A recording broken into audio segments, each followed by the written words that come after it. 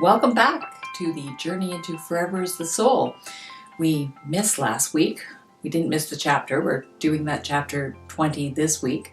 But I got really sick last week and so wasn't able to even sit here and properly do my intro. But here we are, healthy, back and excited about chapter 20, which is titled, need my glasses, find it, which is titled, Where There Is No Beginning, There Cannot Be an Ending. And the subtitle is, From Lifetime to Lifetime, Your Light Continues to Shine. Well, I feel like mine's shining again this week. Thank God for that. And let's hear what Andrew has to say about it. Enjoy.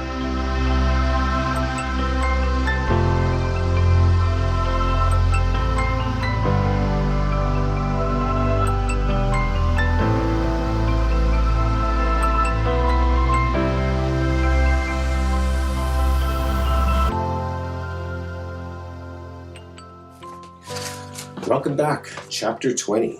Where there is no beginning, there cannot be an ending. From lifetime to lifetime, your light continues to shine. Your light continues to shine. What is your light? Well, light is whatever you want it to be. Again, we'll go back to constructs right away. We build our ideas based on our past experience. So this moment that we're in right now is a compository of all the other moments that you've lived at this time, up until this time in your life. So from lifetime to lifetime, that implies a reincarnation. And obviously, Forever's the Soul is about reincarnation and the evolution of human consciousness as it pertains to the evolution of our neurological system as well as our spirituality. Where there is no beginning, there cannot be an ending. That's like to infinity and beyond, like Buzz Lightyear.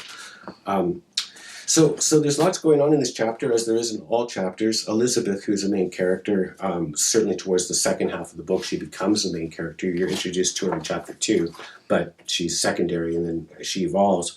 She's going through a period in time where she's kind of breaking free of some of her preconceived or programmed perceptions of what is reality and moving into a bigger picture. So it's kind of like that idea where I said in the past, where I said, I'm just a small aspect of the totality. So I being ego, I'm just a small aspect of the totality. The totality is the soul. Okay, so Elizabeth is going through that. And I think that, I take the liberty because I write fiction or spiritual fiction, which is kind of a funny thing to say, because I believe it's truth. When you think about yourself and you think about, okay, he said he's a small aspect of his totality. Okay, if you have any kind of belief in God and you sense that God is around you and maybe even a part of you, or you're a part of God, well then to bring forth that construct to say, well, I'm just a small aspect of my totality. If your totality is God or something beyond the ego, and you're just a small aspect, then the ego can be the small aspect, which is kind of cool in a way, because when I sort of stumbled into this and I started to kind of frame that idea in my own head, it took a responsibility off in a way. It did two things. It increased the responsibility to a bigger picture than just the immediacy of my own biological requirements, we'll say. It took me into a place where I really wanted to serve. How can I better serve the world? And that's a big concept too, but if I'm just a small aspect of this great big thing, well then why don't I serve it with the small aspect that I am? I'll apply myself to it. So I concern myself with my children's children's children, which is kind of a funny thing to do too, because I probably won't be around to see them. I might even come through and be one of them for all I know, which is tied into the whole idea of the title, where there is no beginning, there cannot be an ending. So it's this perpetuation from lifetime to lifetime. The story as unfolds. The story is a story of light. It's a story of evolution, where you're going from the primitive state of an animal kind of just beginning the process of cognition as it comes out of a cave, 60, 80,000 years ago, lifetime after lifetime after lifetime, to evoke something beyond the fear and the resistance of a mind composed out of the biology of an animal into a heart that is opened and is now oscillating through frequencies that quite naturally connect the mind to much bigger pictures. It's been sort of an interesting journey in writing the book. This is a lot of what came through in the book. And to some degree, this is what Elizabeth is experiencing. She was very Catholic.